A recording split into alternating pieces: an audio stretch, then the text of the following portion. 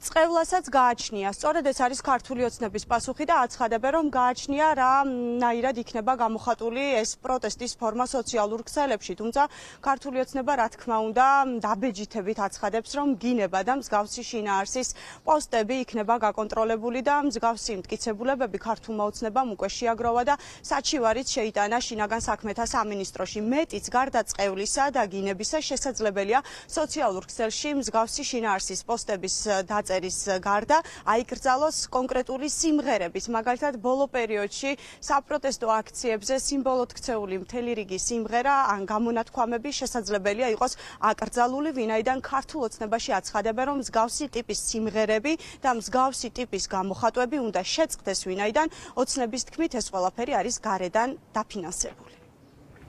წყევლას გააჩნია ერთ-ერთი ადამიანმა, რატომ უნდა დაწყევლოს მეორე ადამიანი.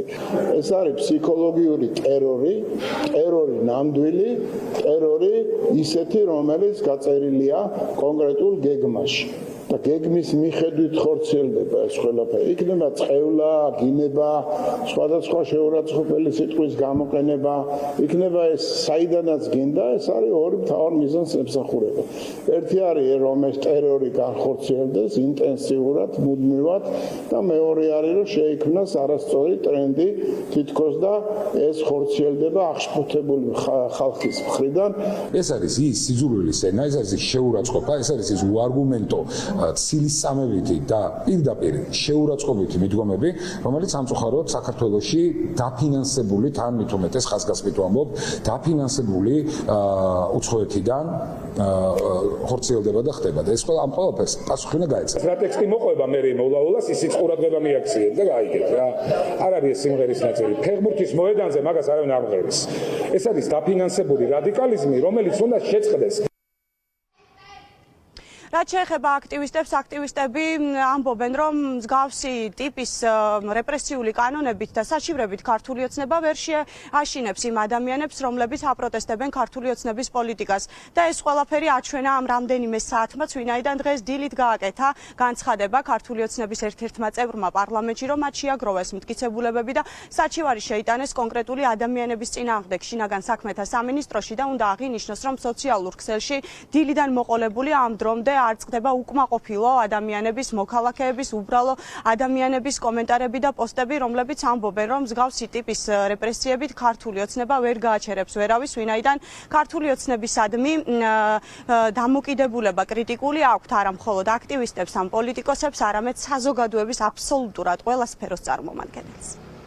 ქართულ ოცნებას არ აგიდებს მხოლოდ სამოქალაქო აქტივისტი და არ აგიდებს მხოლოდ პოლიტიკური პარტიის წარმომადგენლები. ქართულ ოცნებას აგიდებს და ყველა ის ადამიანი, რომელიცაც პრეტენზია აქვს ეგრეთ წოდებულ ხელისუფლებასთან, ეს იქნება სოციალურად დაუცველი, ეს იქნება ადამიანი, რომელსაც სამედიცინო დახმარება ჭირდება თუ ასე შემდეგ. აი ნებისმიერ აფთიაქში ხო თქვენ რომ შეხვიდეთ, იქ თქვენ მოისმენთ უკმაყოფილებას ეგრეთ წოდებული ხელისუფლების მიმართ ადამიანისგან, რომელიც საერთოდ არ ითხოვს სიტყვაზე ხელისუფლების ცვლილებას, მაგრამ ამ ადამიანს აქვს პრეტენზია და ეს არის მისი ლეგიტიმური უფლება, რომ ეს გამოხატოს გინ სოციალურ ქსელში, გინ ქუჩაში და გინ სხვა ადგილებში. რამდენჯერაც მათ გადაწყვიტეს, რომ დამცხდარიყვნენ და რაღაცები დაეწერათ, რაც საერთოდ არაკონსტიტუციური არის, იმდენჯერ მიიღეს წინააღმდეგობა.